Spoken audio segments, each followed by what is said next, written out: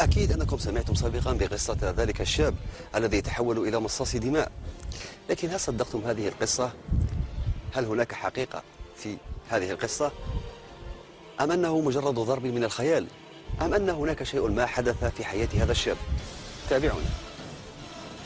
انتقلنا إلى بيت عبد الهادي في حدود الساعة 10 لكي نتحدث معه قبل الساعة 3، والتي سمعنا أنه يتحول فيها، لكننا تفاجأنا بمجرد وصولنا أن عبد الهادي سقط مباشرة بعد أن رحب بنا.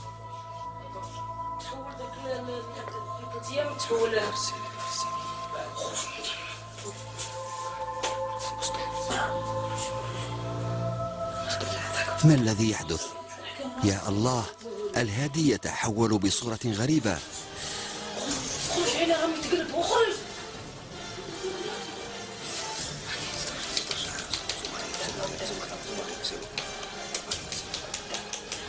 هادي ما تقربش ليا، ما تقربش ليا، لا يقبضك، لا يقبضك. ها وليدي مسلي.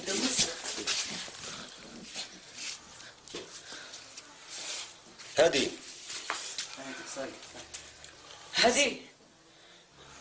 هادي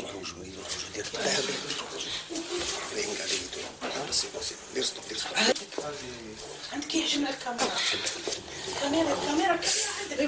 عندك الكاميرا.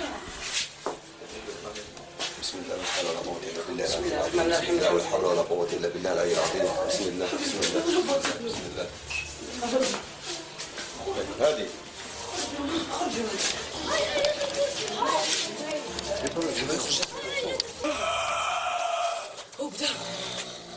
كما تشاهدون الهادي الآن في لحظة تحول،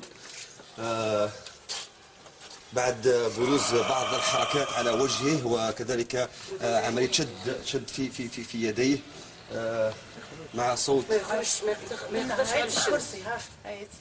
إذن هذه حالة الهادي.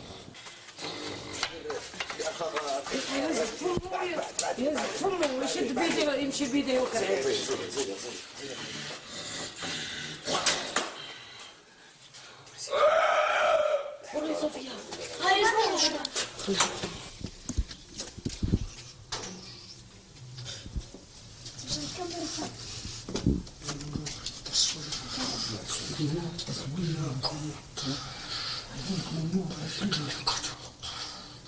استغفر الله ولا إله إلا الله ولا حول ولا قوة إلا بالله العلي العظيم. الله لا إله إلا هو الحي القيوم الذي لا تأخذه سنة ولا نوم.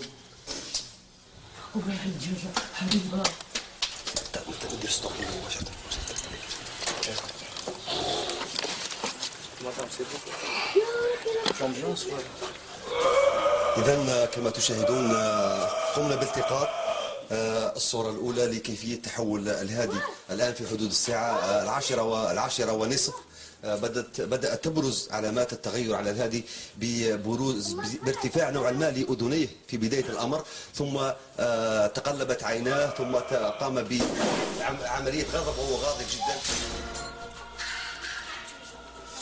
بين الجرأة والخوف الشديد قررنا المغامرة لنرى ما يفعله الهادي في الحمام.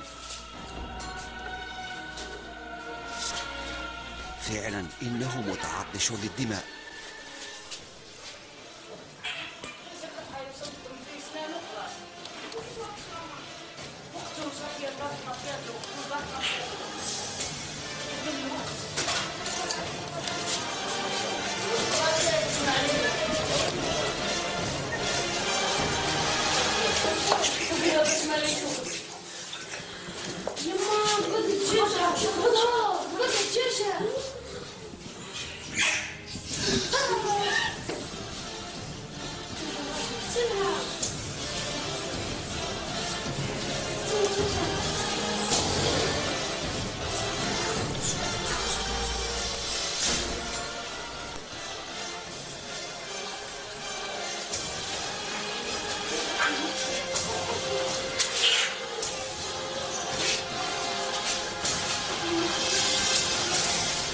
استمعوا، إنه يتحدث بلغة غريبة.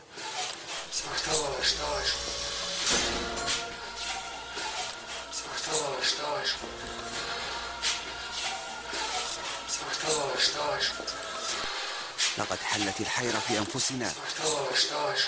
هل ما يحدث أمامنا حقيقة أم خيال؟ هو بحاجة إلى أن يتذوق الدماء. يبدو أن الأمور بدأت تتعقد. الرجوع إلى الوراء هو الحل.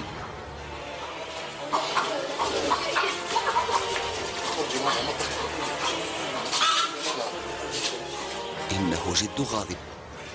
انظروا إلى بؤبؤ عينيه، إنه شاهق بصورة حادة وبحركات تشبه حركات النمر.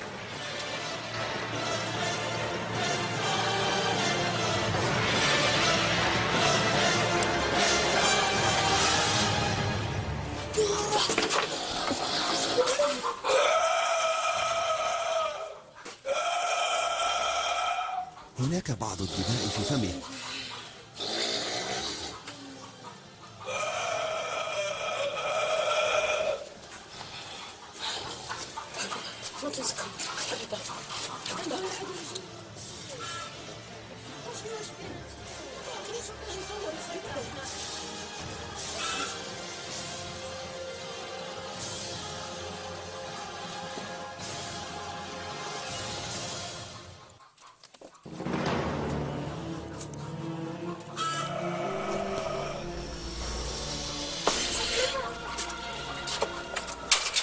يا مدام معلش ممكن مباشرة.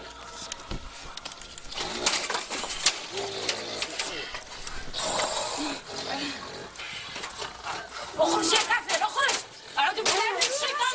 بسم الله الرحمن الرحيم. الحمد لله رب العالمين الرحمن الرحيم مالك يوم الدين. اياك نعبد واياك نستعين. اهدنا الصراط المستقيم الصراط الذي انعمت عليهم غير المغضوب عليهم ولا الضالين.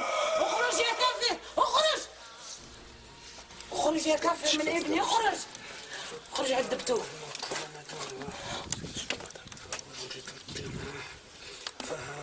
قد كريت الدجاجة. اخرج. ماذا تريد؟ فلقد جئت مرسولا كيف يجرؤون على تعدي حرمات القبور. من تعدى على حرمات القبور؟ وهذه رسالتي لكم، وإن لم تتوقفوا عن الفتنة مهما كانت فاقسم أني سوف أغرق هذه الولاية من شدة. أقسم أني ولن نفعل. وكما أني أسكنت دارا أشعلت فيها النار سوف هذا دليل عني. فهذه رسالتي لكم. من قام بالاعتداء؟ من قام بالاعتداء على القبور؟ من قام؟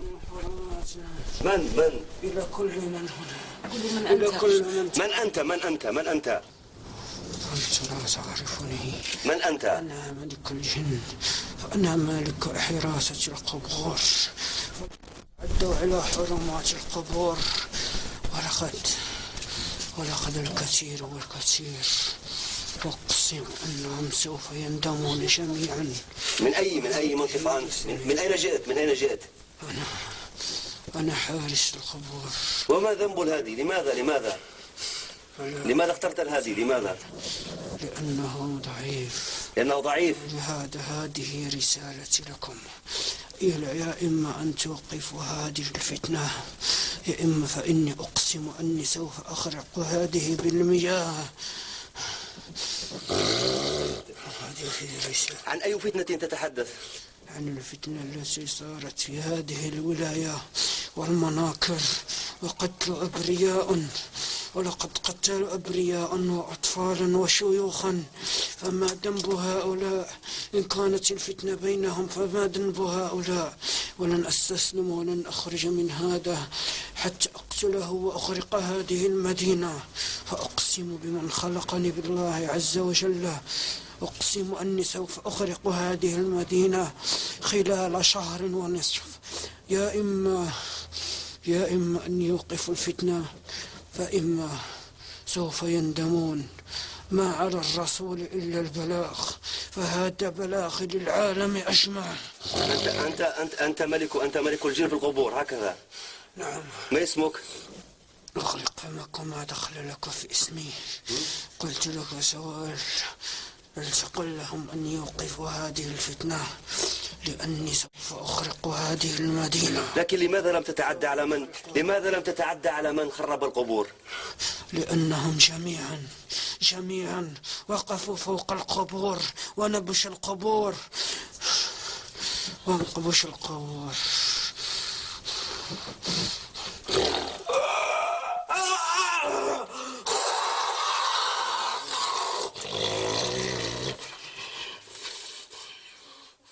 إنه يتكلم عن الأحداث الأخيرة التي عرفتها ولاية غرداية، والتي شهدت انتهاك حرمة المقابر ونبش القبور، والتي تعد سابقة في تاريخ المنطقة وفي الجزائر عامة. رسالتي لكم للعالم: فإن كل